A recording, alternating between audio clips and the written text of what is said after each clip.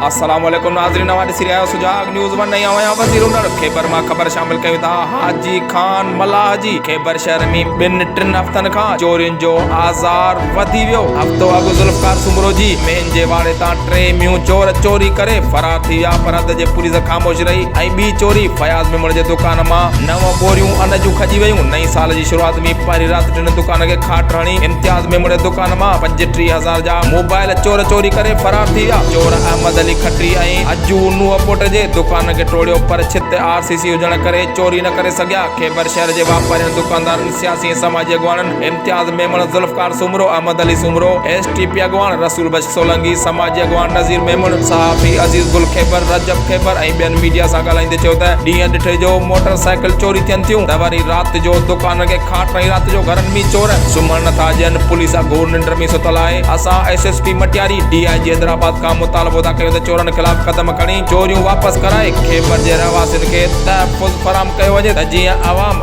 आराम जी निंड सुम्ही सघे। सुजाग न्यूज़ वन में फ़िलहाल एतिरो ई। वधीक ख़बरनी अपडेट्स लाइ ॾिसंदा रहो सुजाग न्यूज़ वन।